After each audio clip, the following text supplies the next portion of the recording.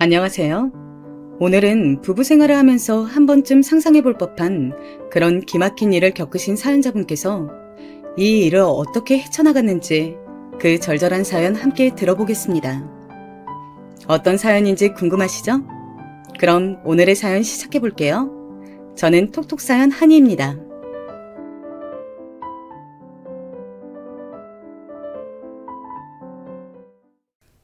안녕하세요. 평소 재미있게 사연을 듣고 있는 50대 평범한 여자입니다. 다른 분들의 사는 이야기를 듣다 보니 불현듯 오늘은 제 이야기를 털어놔보고 싶더라고요. 저는 중소도시 옆에 있는 조용한 동네에서 태어났습니다. 5남매 중 장녀로 어렸을 적 저는 동네 전방을 꾸리시던 엄마를 대신해 남동생 2명, 여동생 2명의 밥을 도맡아 했습니다. 가끔 밥하는 게 힘들면 엄마 가게에 가서 몰래 과자를 집어먹었다가 엄마한테 혼나곤 하던 일이 기억이 나네요. 그렇게 어찌저찌 중학교를 졸업하고 저는 20살이 넘을 때까지 부모님 가게 일을 돕고 동생들을 돌보면서 지냈습니다. 그러다가 옆 동네로 시집가서 잘 산다던 육촌 언니의 중매로 한 남자를 만났습니다. 만난 첫날에 다방에 앉아 어색하게 커피를 홀짝거리던 나에게 그 남자는 자신이 근무하고 있는 고등학교 이야기, 그리고 요즘 관심 가지고 있는 취미 이야기 등 여러 이야기를 신나게 하더니 집으로 가려는 저에게 빵을 한 봉지 사서 들려주었습니다. 부모님과 함께 먹으라면서요. 그렇게 저는 그 남자와 백년가약을 맺게 되었죠. 지금 생각해도 떨리는 결혼식 전날 저는 엄마와 손을 잡고 잠자리에 들었습니다. 그런데 긴장이 되었는지 화장실이 가고 싶어 거실로 나왔는데 그날따라 잠이 안 오셨는지 아빠가 소주 한 잔을 마시고 계셨어요. 아빠, 안 주무시고 뭐 하세요? 내일 사진 잘 나오려면 주무셔야죠. 우리 딸. 아빤 우리 딸이 시집 간다고 하니 좀 서운하네. 서로 위에서 주면서 잘 살아. 좀 힘든 일 있어도 상대를 이해하려고 하면서 그리고 살다가 정말 너무 힘든 일이 있으면 이 아빠한테 꼭 말해. 혼자 해결하려고 하지 말고. 알았지? 엄마 아빠는 항상 너의 편이라는 걸 잊지 말고.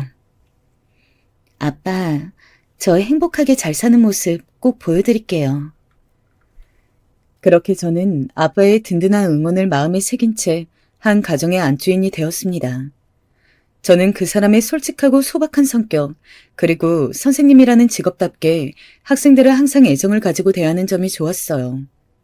우리는 고향 부근 대도시에서 신전살림을 차리게 되었죠.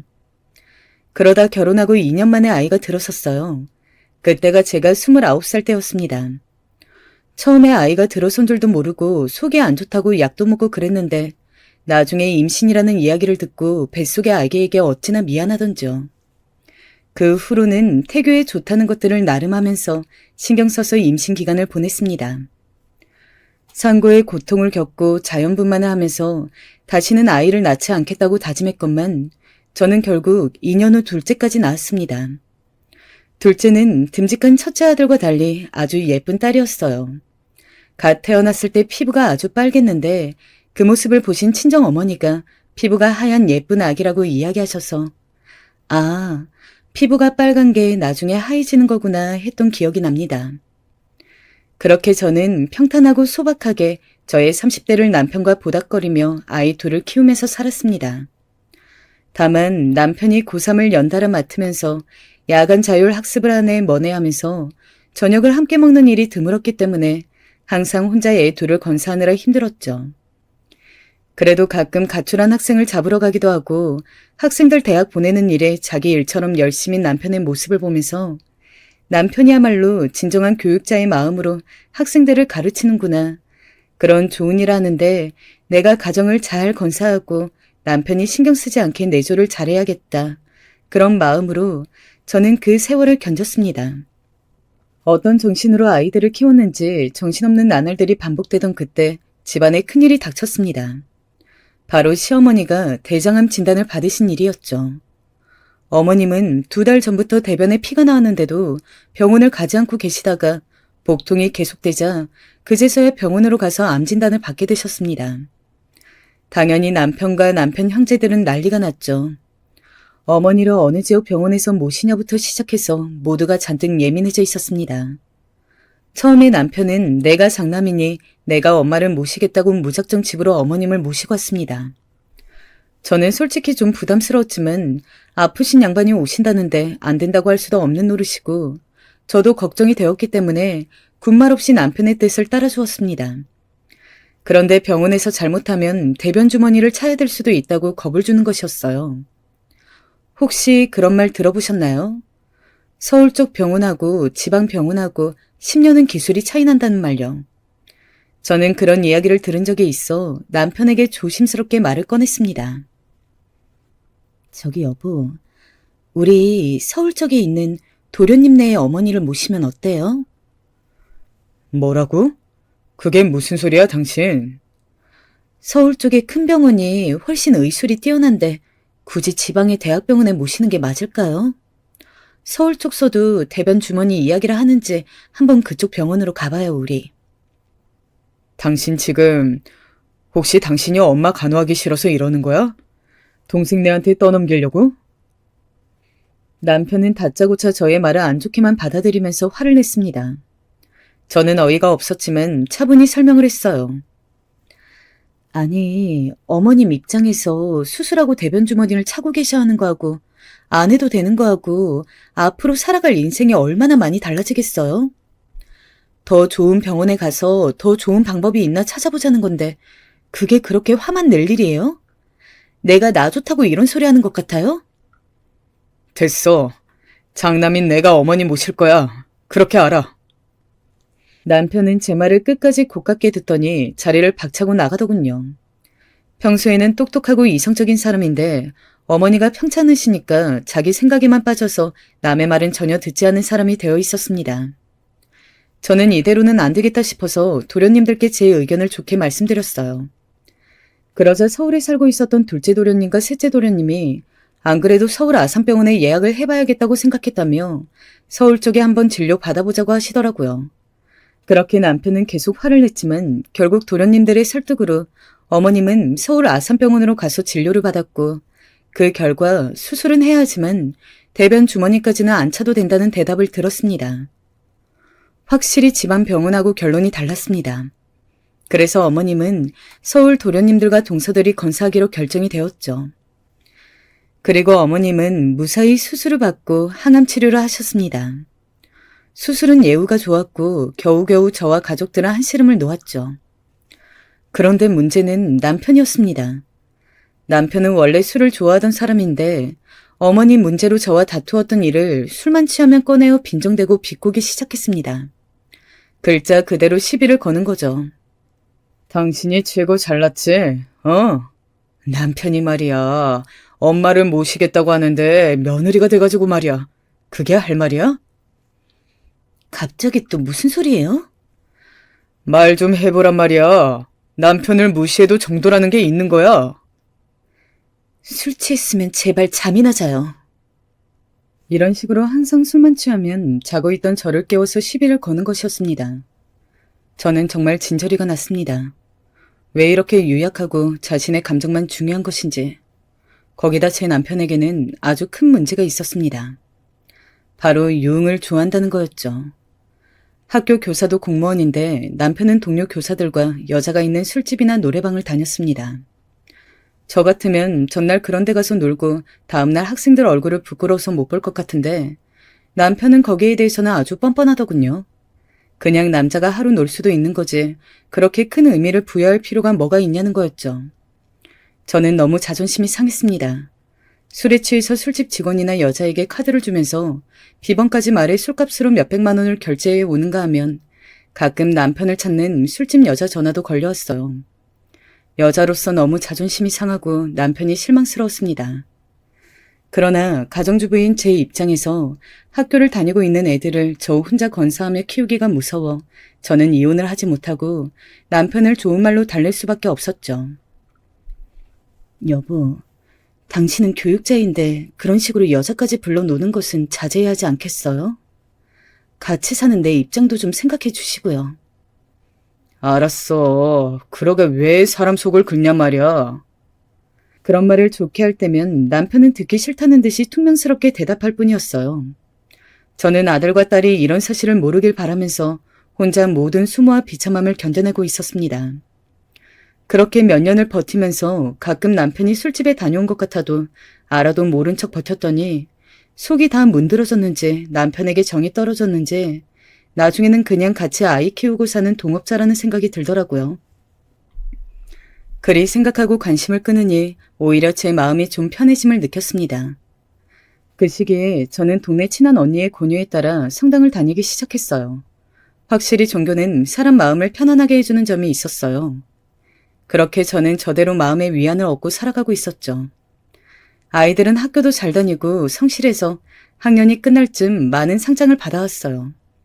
동네에서는 그런 모범생 자식을 둔 저를 부러워했죠. 승재 엄마는 좋겠어.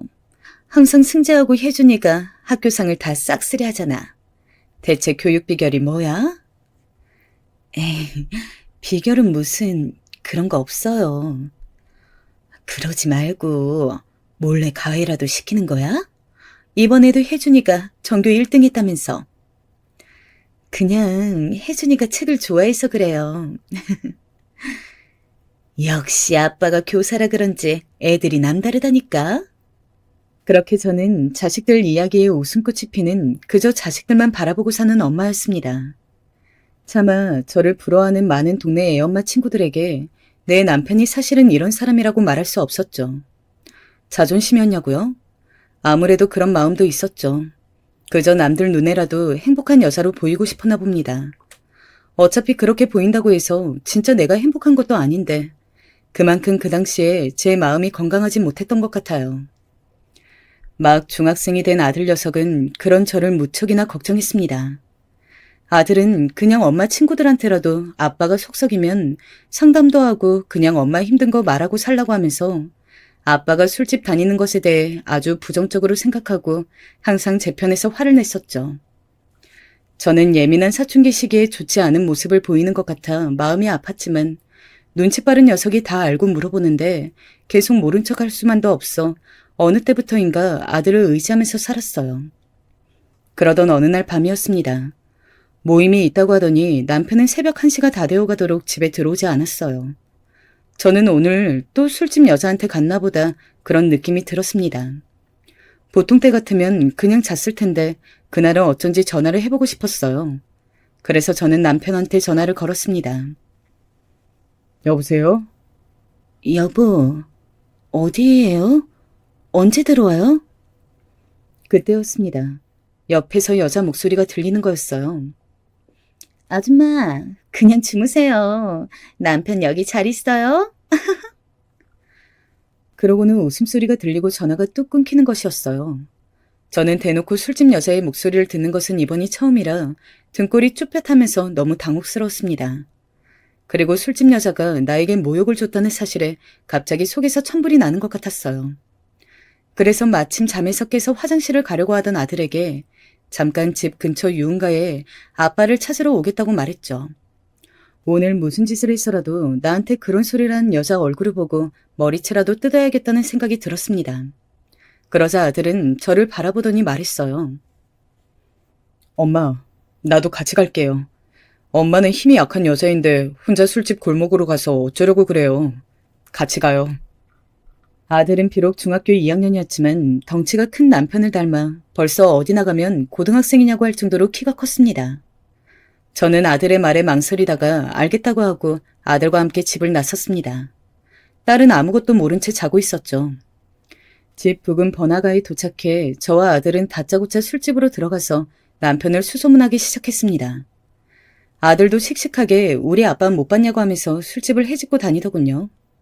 드라마 같은 곳에서 보면 꼭 그러다가 찾던데 역시 현실은 드라마와 다른지 새벽 3시까지 그 골목을 뒤졌지만 결국 그날 남편이 어느 술집에 있는지 저와 아들은 찾지 못했죠. 그러다 저는 갑자기 정신이 들었습니다. 내가 미성년자 자식을 데리고 뭐 하는 거지? 순간 부끄러움이 밀려왔습니다. 내가 어른으로서 보이면 안 될 꼴을 아들에게 보인 것 같았어요.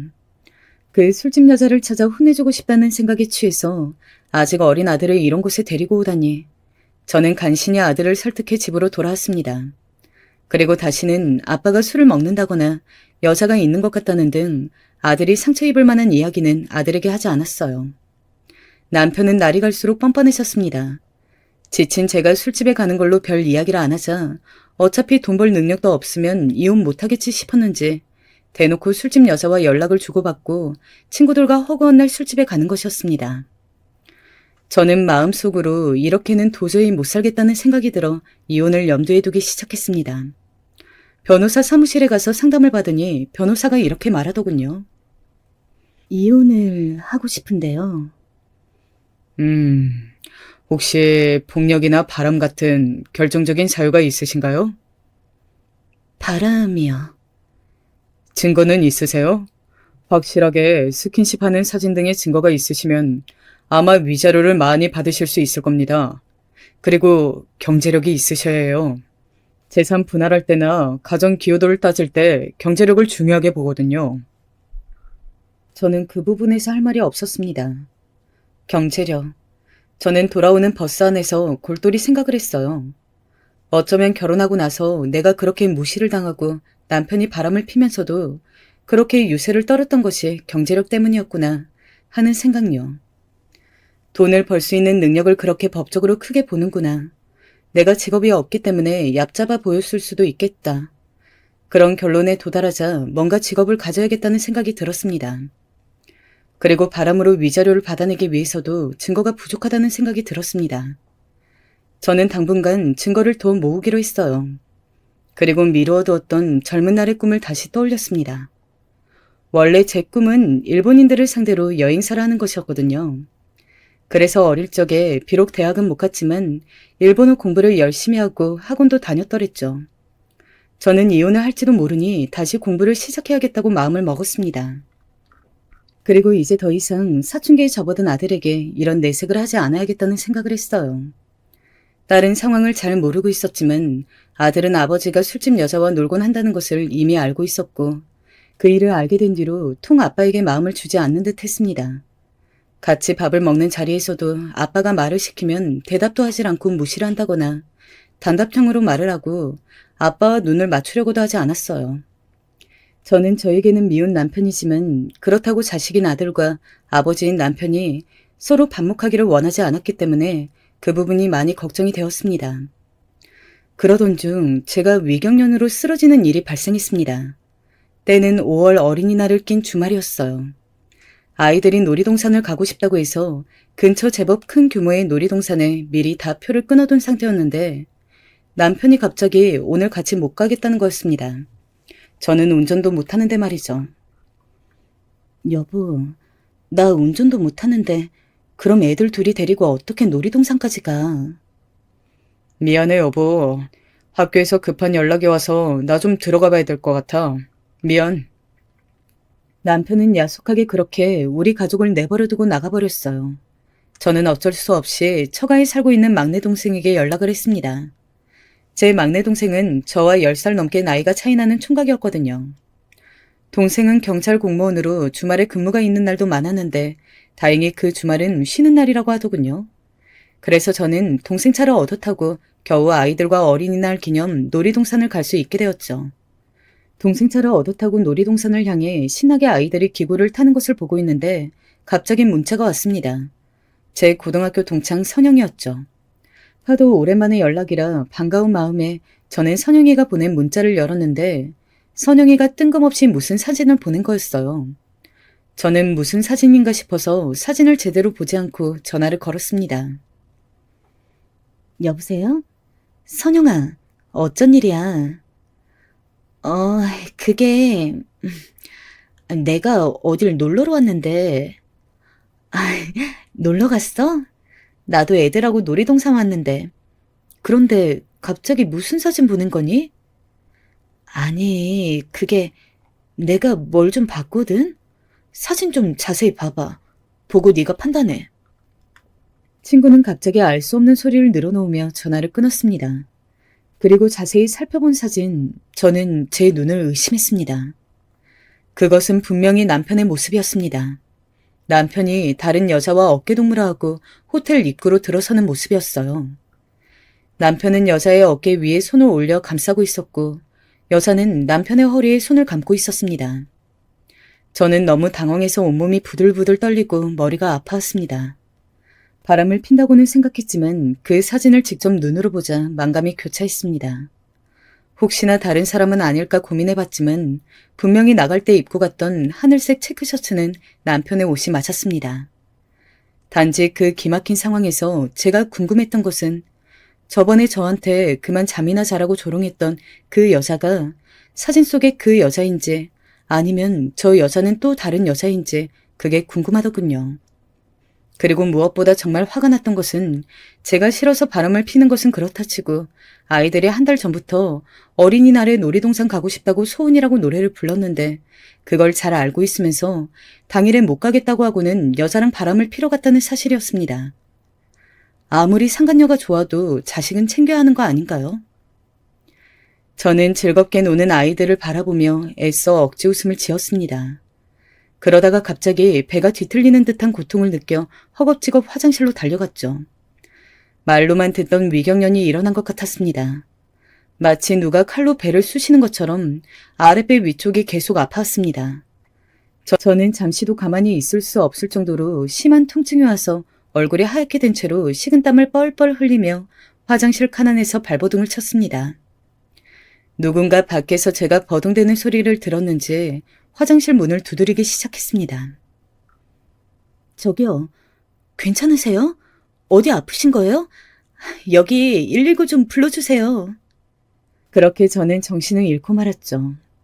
눈을 떠보니 하얀 병원 천장이 보였습니다. 그리고 저를 걱정스럽게 바라보고 있는 남동생과 아들과 딸의 얼굴이 보였어요. 저는 억지로 입가에 미소를 띄었습니다. 누나, 왜 그래? 요새 무슨 일 있어? 안 그래도 살이 너무 빠졌다 했는데 스트레스성 위경련이라는데 무슨 힘든 일 있어? 아니야, 그냥 요새 좀 체력이 딸려서 그래. 너네 매형은 일 때문에 너무 바쁘고. 괜찮아, 걱정하지 마, 응? 엄마, 괜찮아요? 딸은 너무 놀랐는지 제 손을 잡고 울음을 터뜨렸습니다. 아들은 외삼촌과 동생 뒤에 서서 저를 안쓰러운 눈빛으로 쳐다보고 있었어요.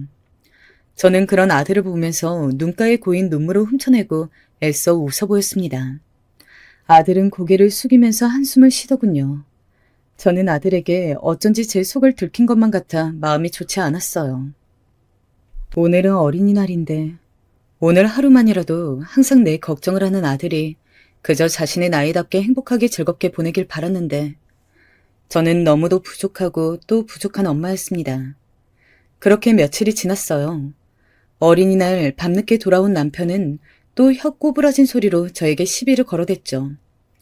당신이 내 마음을 몰라주고 무시하니까 내가 밖으로 도는 것이라는 둥, 이제 당신뿐 아니라 애들 역시 나를 무시한다는 둥, 이 집에서 나는 혼자라는 둥, 전부 자신이 피해자고 전부 제 탓이라는 식으로 말도 안 되는 꼬투리를 잡으며 술주정을 했습니다. 저는 이제 기운도 없고 대거리도 하기 싫어 그저 남편이 떠들던지 말던지 잠자리에 들었습니다. 그렇게 저는 냉전 아닌 냉전을 하면서 힘들게 결혼 생활을 유지하고 있었어요. 친구가 저번에 보내준 사진은 근처 사진관에 가서 출력해서 잘 보관해 두었습니다. 혹시나 이혼 소송을 하게 되면 중요한 증거가 될 수 있을 것 같았거든요. 좀 더 증거가 쌓이고 일본어 자격증을 따게 되면 비록 제가 경제력이 없더라도 이혼 소송을 해볼 생각이었습니다. 더 이상 이렇게 말라 비틀어진 마음으로 사람 같지 않게 살 수는 없었어요. 누구를 미워하며 매일 얼굴을 보는 것이 제 마음에 도리어 독이 되어 제 모든 인생이 망가져버릴 것만 같았죠. 저는 그저 아이들과 함께 속 끓이지 않고 평온한 마음으로 하루를 살아가고 싶었습니다. 그러기 위해서는 어떻게든 남편과 정리를 해야 했어요. 남편은 제가 이런 생각을 하는 걸 아는 건지 모르는 건지 계속해서 여자를 만나고 다닌 것 같았습니다. 저는 결국 모아두었던 적금을 깨서 1,000만 원이라는 거금을 들어 흥신소에 의뢰를 했습니다. 흥신소에서 한 달간 남편의 모든 행동을 밀착으로 알아봐 주기로 했죠. 이번 기회에 큰돈을 들여서라도 확실한 증거를 마련해서 저에게 가장 유리한 방법으로 꼭 이혼할 생각이었습니다. 남편은 이제 완전히 가족들과 어울릴 의욕을 잃은 것처럼 굴더니 어느 날 아들에게 어쩐 일로 먼저 말을 걸었습니다. 아들, 여기 좀 와봐. 나 폰에 이건 무슨 어플을 깔아야 한다는데 이것 좀 깔아줘. 아무리 해도 잘 모르겠네. 네, 줘보세요. 잠깐만요. 제가 좀 가져가서 해보고요. 아들은 휴대폰이랑 컴퓨터를 잘 다루었는데 아빠가 도움을 요청하자 그래도 도와주는 모습이 둘 사이에 아직은 관계를 회복할 가능성은 있나 하는 생각이 들었습니다. 그렇게 시간이 지나던 어느 날 저녁이었어요. 남편이 갑자기 씩씩거리며 제 아들 손목을 붙잡고 질질 끌고 와서 집에다가 아들을 팽개치는 겁니다. 그러고는 다짜고짜 집에 있던 야구방망이를 들더니 아들의 몸을 사정없이 때리는 거였어요. 퍽퍽. 저는 너무 경황이 없어 당황한 터라 어쩔 줄을 모르고 있었는데 남편이 소리를 질렀습니다. 어린 놈의 자식이 어디 어른한테 싸가지 없게 굴어? 이 아빠가 그렇게 가르치든? 넌 교육 좀 받아야 돼. 야, 끝까지 노려보는 그 눈빛은 뭐야? 그러고 남편은 씩씩거리다가 더 이상 여긴 못 있겠다면서 옷가지를 챙기더니 나가버렸습니다. 저는 무슨 일인지 몰라 아들에게 물어봤어요. 도대체 무슨 일이니? 아빠가 왜 그렇게 너한테 화를 내? 아무것도 아니에요, 엄마. 모르셔도 돼요. 아들은 저에게 끝까지 말을 하지 않고 그저 방 안에만 틀어박혀 있는 것이었어요. 저는 집에 며칠째 들어오지 않는 남편과 그리고 두문분출하며 밥도 잘 먹지 않는 아들 녀석을 보며 속이 답답해 죽을 지경이었습니다. 그런데 그때 남편의 뒤를 밟을 것을 부탁했던 흥신소에서 연락이 왔어요. 증거를 찾았다고 했습니다. 증거. 그 단어 한마디에 살이 떨리는 기분이 들었습니다. 흥신소에서는 사진을 내밀더군요. 남편은 거의 이틀에 한 번씩 어떤 여자를 만나고 있었습니다. 밤낮도 없었죠. 학교 근무를 하며 무슨 외출이라도 하는 것인지 점심시간에도 그 여자를 만나곤 했더군요. 두 사람은 주로 무인 모텔을 드나들었습니다. 흥신소에서는 대하는 태도가 자연스러운 것이 아마 만난 지 꽤 되었을 거라고 했어요. 처음 만나거나 한두 번 만난 사이는 아닌 것 같다고요. 저는 충격으로 다리가 후들거렸지만 일단 알겠다고 했습니다. 그런데 계속 사진을 넘기다가 보니 더 충격적인 사진이 있었습니다. 그 여자가 차에 앉아있고 제 아들이 차 앞에 양팔을 벌려 차 앞으로 가로막고 있는 사진이었어요. 그리고 다음 사진은 남편이 차에서 내려 우리 아들의 멱살을 잡는 모습이었습니다. 저는 정말 큰 충격을 받았습니다. 바로 며칠 전 있었던 사건의 전말이었어요.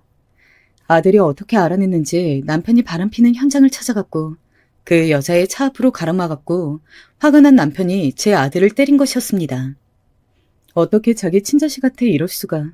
모든 것이 원망스럽고 남편을 찢어 죽이고 싶을 만큼 미웠습니다.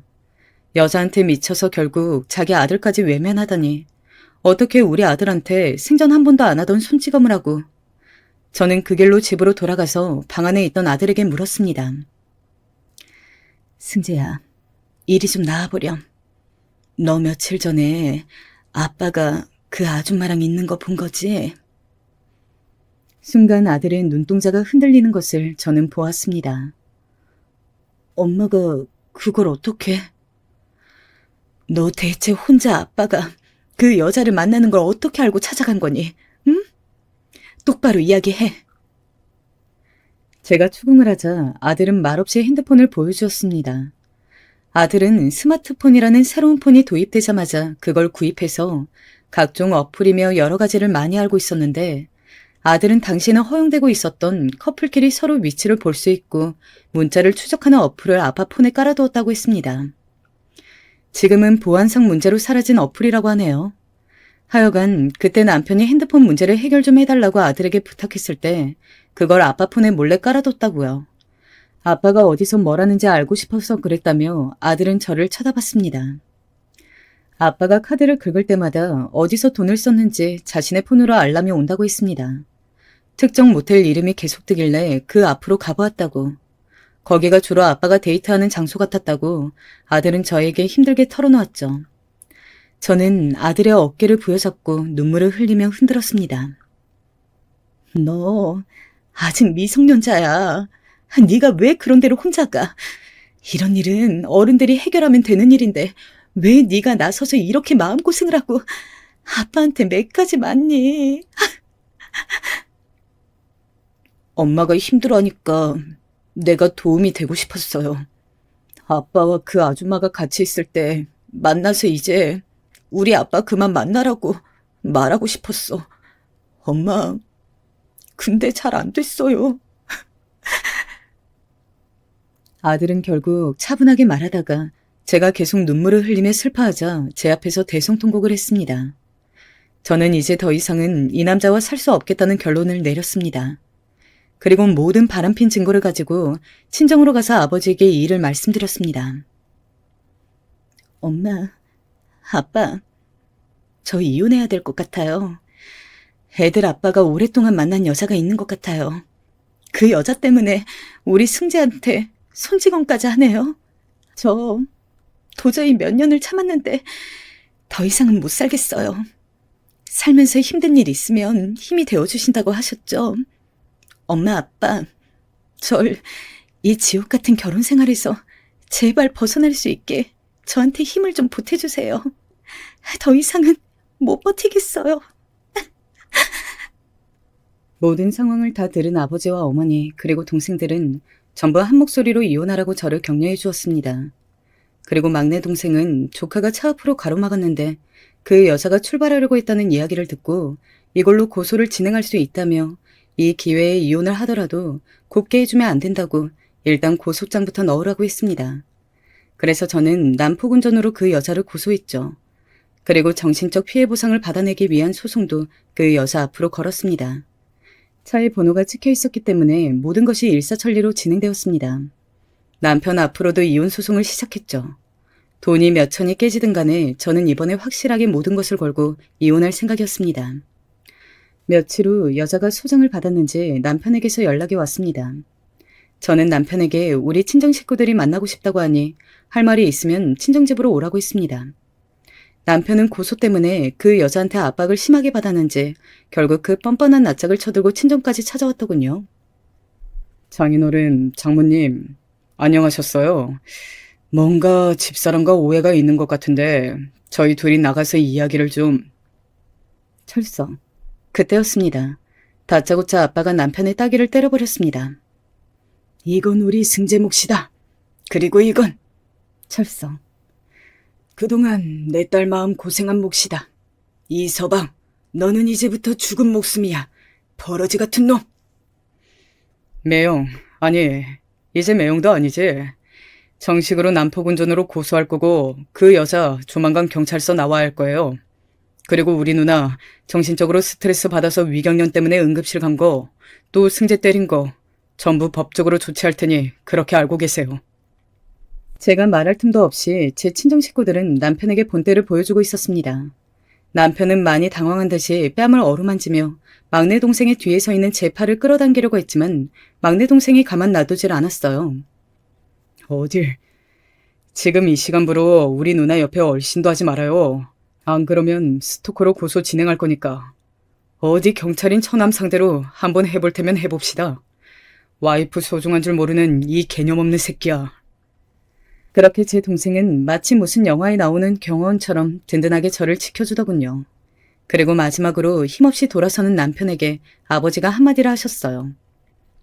우리 딸 이만 놔주고 인간 같지 않은 것들끼리 잘 먹고 잘 살게나. 물론 위자료나 양육비, 그리고 직장에서의 망신은 각오해야 할 것에. 공무원에게 품위 유지 규정이라는 것이 있었습니다. 막내 동생은 자신도 공무원이라 잘한다면서 남편에게 경고를 했어요. 알고 있죠, 매영. 매영이 한지 내가 매영 학교에 다 까발려버리면 공무원 품위유지 조항에 걸린다는 거요. 연금도 받고 직장 계속 잘 다니고 싶으면 우리 누나가 요구하는 조건 다 받아들이고 조용히 이혼하는 게 좋을 거예요. 그럼 현명한 선택하시길요. 그리고 친정 식구들은 짐을 다 빼서 친정 옆집으로 이사 오라고 했습니다. 이사가 힘들면 일단 짐을 들고 친정집에 애들과 들어와 있으라고도 했죠. 저를 혹시 모를 남편의 행패로부터 보호해야 된다고 말이죠. 그렇게 저는 저 혼자 버틴 세월이 무색하게 친정 식구들의 도움으로 일사천리로 모든 것을 정리하게 되었습니다.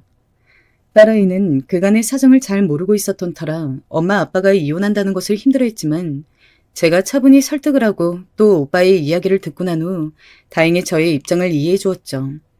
그 후로 전 남편과 신랑이라 하고 법적인 절차를 밟고 이것저것 정리하느라 정신없는 나날이 계속되었습니다.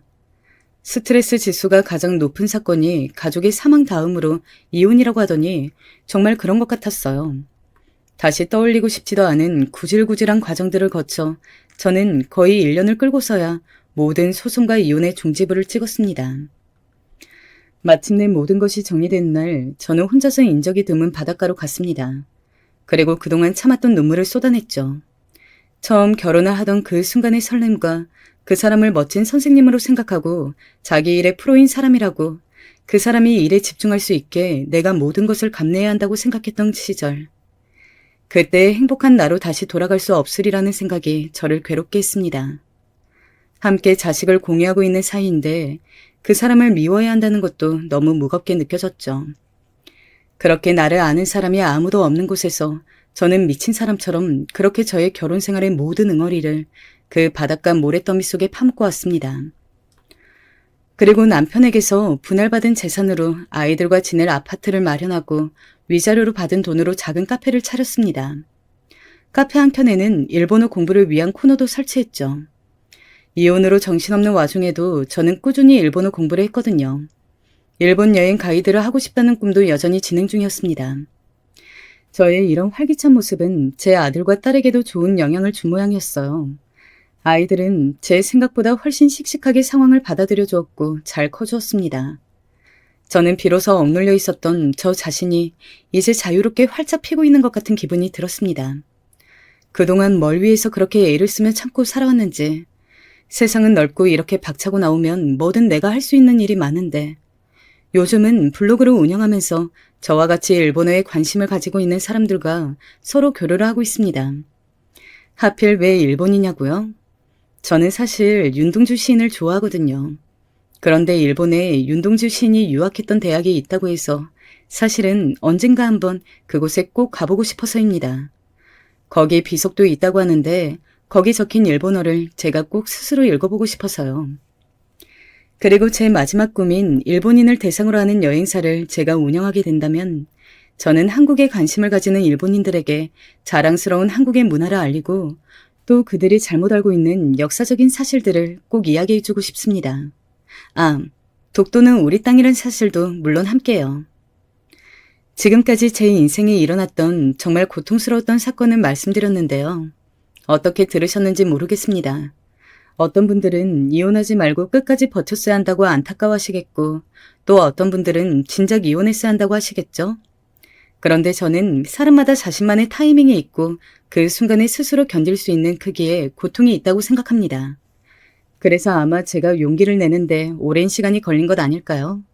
남편의 소식은 아이들을 통해서 들려오는데 남편은 결국 그 붙어먹던 여자에게 대차게 까이고 요즘은 거의 알코올 중독자 수준이 되어 매일 술을 퍼마신다고 합니다. 그리고 술을 먹으면 아이들에게 전화해서 저를 바꿔달라고 할 말이 있다고 울곤 한다고 해요. 물론 배려심 많은 제 아이들은 한 번도 저에게 전화를 받을 것을 권하지 않지만요. 어쩌면 누가 봐도 뻔한 결말인데 그걸 모르고 바보짓을 해서 결국 조강지처인 저를 떠나게 한 남편. 지금 생각해도 저는 참 생각이 단순하고 바보 같다는 생각이 듭니다. 여러분, 지금 곁에 있는 배우자가 사실은 보이는 것보다 더 많은 것을 희생하고 견디고 있는 것일 수 있으니 오늘 저녁 항상 내 곁을 지켜주고 희생을 감내하며 가정을 지키고 있는 배우자에게 따뜻한 말 한마디를 건네보면 어떨까요? 지금까지 저의 이혼 스토리였습니다. 들어주셔서 감사합니다. 항상 행복하고 건강하세요.